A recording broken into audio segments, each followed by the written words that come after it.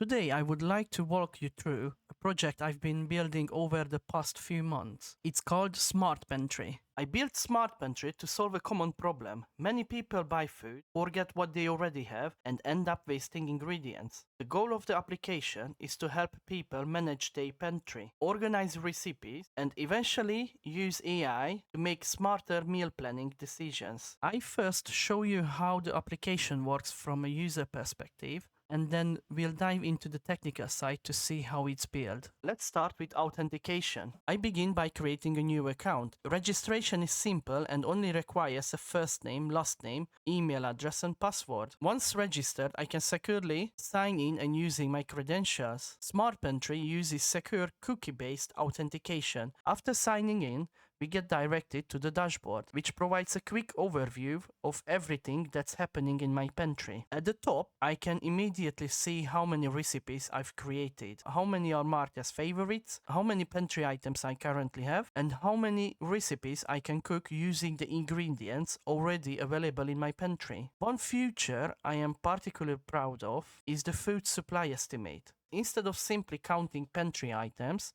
SmartPantry estimates roughly how many days of food are available for the household. The estimate takes into account both the ingredients currently stored in the pantry and the household configuration, including the number of adults and children. Before using the AI-powered features, I open the settings page. Here I can manage my personal preferences and configure how SmartPantry behaves. I can update my profile information, define the household size by selecting the number of adults and children, choose dietary preferences, and customize how AI should assist with meal planning.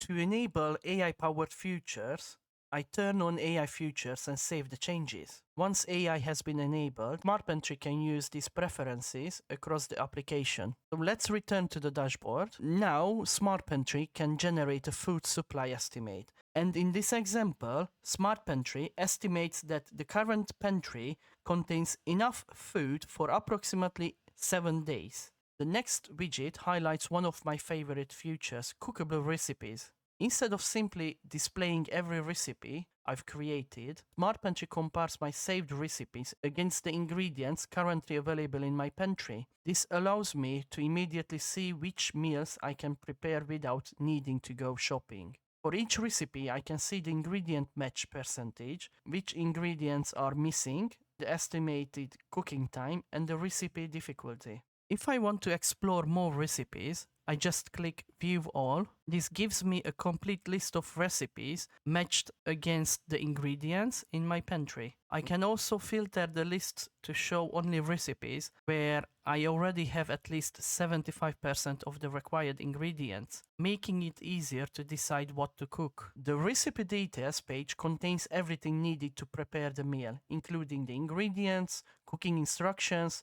preparation time, cooking time, servings, and other useful informations. At the top of the page, I also have the standard CRUD operations. I can edit the recipe, mark it as a favorite, or delete it.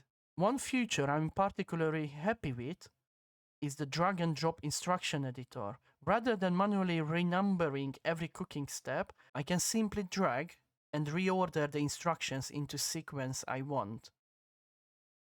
When I save the recipe, the new order is automatically persisted. After every successful action, such as creating, updating, or deleting a recipe, SmartPantry displays a toast notification. These notifications are handled by a reusable toast service, which provides consistent success, error, and information message across the entire application. Next, I open the recipe page. These act as my personal recipe book containing every recipe I saved. Two features I'd like to highlight here, which is the search and the pagination. The search functionality is performed on the backend. For example, if I search for pizza, the application sends the search term to the API and only the matching recipes are returned. So the second feature is a server-side pagination. I only have a few recipes in this demonstration. The application is designed to be scalable. If the database eventually contains thousands of recipes, the frontend never requests all of them at once. Instead, it requests only the data needed for the current page. In this example, the application loads 6 recipes per page, keeping the amount of transfer data small and ensuring that the interface remains fast and responsive.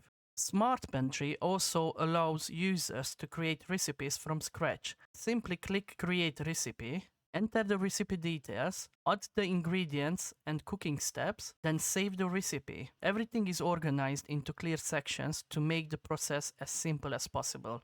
The next widget is the Pantry Alerts. This gives me a quick overview of the items in my pantry that needs attention. I can immediately see which ingredients have already expired, which expired today, and which will expire soon. Instead of checking every item manually, SmartPantry highlights the products that should be used first, helping to reduce food waste. If I click View Pantry, I'm taken to the pantry page where I can manage my entire inventory. Adding a new pantry item is quick and straightforward. For this example, I add extra virgin olive oil. I enter the item name, set the quantity to 750, choose milliliters, select the oils category, and set the expiry date to the end of the month. After clicking the Add Item, the ingredient is immediately added to my pantry, and I receive a success notification. The pantry page also provides powerful search and filtering options. For example, if I search for cheese, the list is filtered instantly. I can also combine filters. Let's say I am looking for dairy products that expire soon. The application returns only the matching items, making it much easier to find what I need. The expiry indicators also make it easy to identify ingredients that have already expired, helping me to keep my pantry organized and avoid unnecessary waste. One feature I particularly like is the inline editing experience. Instead of navigating to a separate page, I can edit the pantry item directly within the table. Once I'm happy with the changes, I simply save them without ever leaving the current screen. When I choose to delete an ingredient, SmartPantry displays a confirmation dialog that requires me to type the item's name before the deletion can proceed. The extra confirmation helps prevent accidental data loss. Finally, just like the recipe page, the pantry page also uses server-side pagination. If I make any changes to my pantry, for example by adding, updating or deleting an ingredient, SmartPantry automatically marks the estimate as outdated. When I return to the dashboard, I'm informed that my pantry has changed and the new estimate can be generated. Once I manually refresh the estimate, SmartPantry calls the Gemini API, stores the new results, and displays a success notification. If I immediately try to generate another estimate without changing my pantry, SmartPantry prevents another unnecessary AI request and informs me that the existing estimate is still up to date. This approach significantly reduces unnecessary AI usage. The next widget is the shopping suggestions. This widget helps me to understand what ingredients I should consider buying next. Rather than creating a random shopping list, SmartPantry looks at my favorite recipes and compares them against the ingredients currently available in my pantry. If one of my favorite recipes is almost possible to make, but some ingredients are missing, those missing ingredients are collected here as shopping suggestions. The widget removes the duplicates and sorts the ingredients. Finally, I'd like to show what I consider the main feature of SmartPantry. And the part I'm the most proud of is the AI recipe suggestions. Instead of searching through recipe websites or manually deciding what to cook, SmartPantry can generate completely new meal ideas based on the ingredients already available in my pantry. To ensure the AI has enough information to generate useful suggestions, the feature requires at least 10 pantry items before a request can be made. Since AI can occasionally make mistakes or generate inaccurate information, I also included a clear disclaimer to remind users that AI-generated content should always be reviewed before cooking. When I click Generate Ideas, SmartPantry sends my pantry ingredients to Google's Gemini AI. While the request is being processed, the application displays a custom animated loading screen to clearly indicate that the AI is generating new recipe ideas. Once the request completes, SmartPantry generates 3 personalized recipe suggestions, each based on the ingredients currently available in my pantry. SmartPantry provides clear feedback using reusable toast notifications again, including success message when a recipe is saved and information and reminders about the AI disclaimer. For every suggestion, I can see a recipe summary, cooking information, and I can expand the cart to view the complete ingredient list and cooking instructions. If I like one of the suggestions, I can save it directly to my recipe collection. The AI-generated recipe is then stored in my own database and becomes a normal SmartPantry recipe. From that point on, I can edit, mark it as favorite, get included into the recipe matching, and manage it exactly like any other recipe I've created myself. So that's how SmartPantry works from the user perspective. I'd love to hear what you think. If you were extending SmartPantry, what feature would you build next? And if there is a particular part of the application or code base you'd like me to cover in the future video, let me know in the comments. With that said, let's dive into the technical side of the project and take a look at how everything is built. The project is built as a full-stack .NET application using ASP.NET Core, Blazor, Entity Framework Core, and SQL Server. The solution is organized into multiple projects, each with a clear responsibility.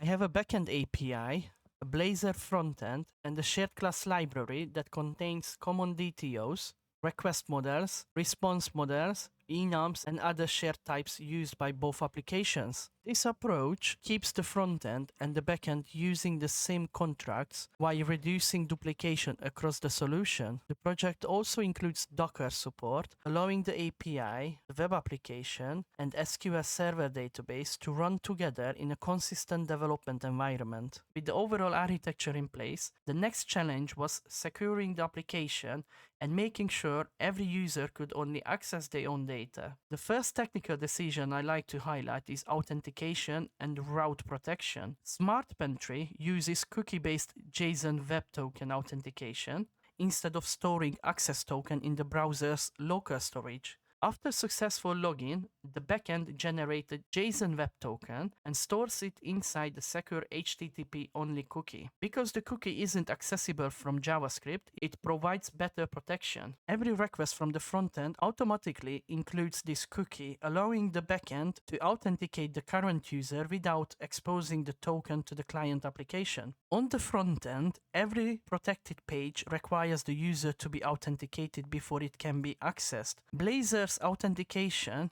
and authorization system is used together with a custom authentication state provider, so unauthenticated users cannot access pages such as the dashboard, pantry, recipes, or settings. To determine a user is currently signed in, the frontend calls a dedicated /me endpoint. Instead of trusting the client, this endpoint validates the authentication cookie on the server and returns the current user information only if the authentication is still valid. The result is stored in an auth state service, which keeps the authenticated user information available throughout the application. If the authentication expires or becomes invalid, the API returns an unauthorized response. The frontend detects this, clears the current authentication state, and redirects the user back to the login page. Once authentication was working, the next step was designing a backend architecture that would stay clean and maintainable as the application continued to grow. The next technical area I want to highlight is the backend structure and error handling. SmartPantry follows a layered backend architecture. At the database level, I have entities, which represent the table in SQL Server. These entities are used only inside the backend and never leave the API directly. Controllers stay thin. Their main responsibility is to expose endpoints, receive requests, call the correct service, and return a response. The service layer contains the business logic. For example, validation, receipt matching, pantry updates, AI-related rules, and user-specific behavior all belong in services. The repository layer handles database access through Entity Framework Core. error. This keeps database queries separate from business rules. When data is returned to the front end, I don't expose database entities directly. Instead, I map them into DTOs. This keeps the API contract clean and prevents leaking the internal database structure.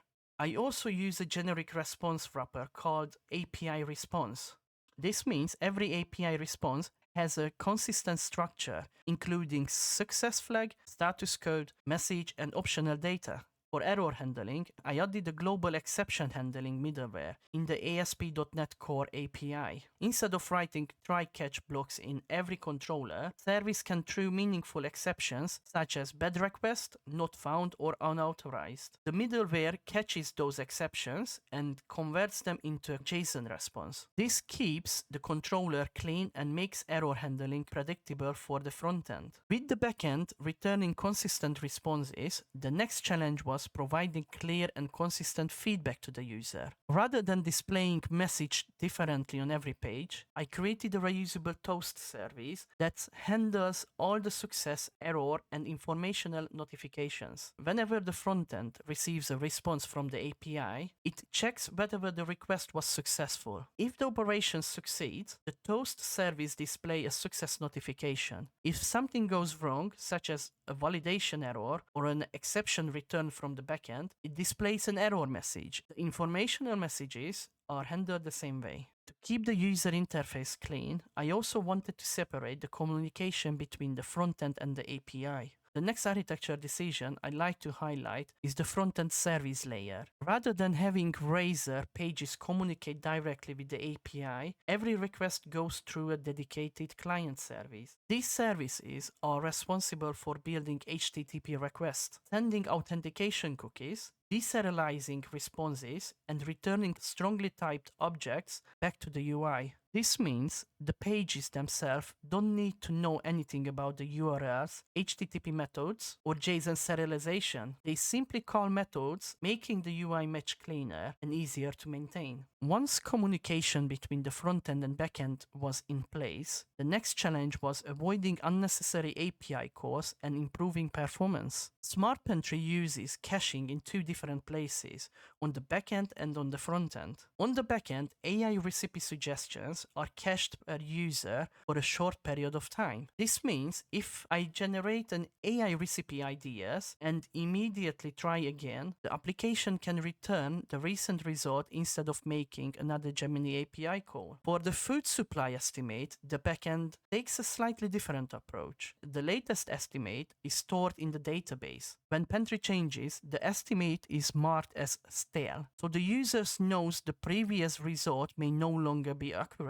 SmartPantry also prevents unnecessary repeated calculations. If the estimate is still fresh and the pantry has not changed, the backend blocks another AI calculation and returns a clear message to the user. On the front end, I use separate state services for caching UI data. For example, the dashboard state service combines several API calls into one cached dashboard object, so the dashboard doesn't reload everything every time. There is also a setting state service, which keeps user settings in memory until something is changed. As the application grows, performance becomes increasingly important, especially when dealing with large amount of user data. Another performance-related feature I implemented is server-side pagination. This is important because the application should not load every record from the database at once. For example, if a user eventually has hundreds of thousands of recipes or pantry items, sending all the data to the front end would be inefficient and slow. Instead, the front end sends pagination values to the API, such as the page number and page size. On the backend, these values are handled by the reusable pagination request. The response is wrapped inside the page result, which includes the current items,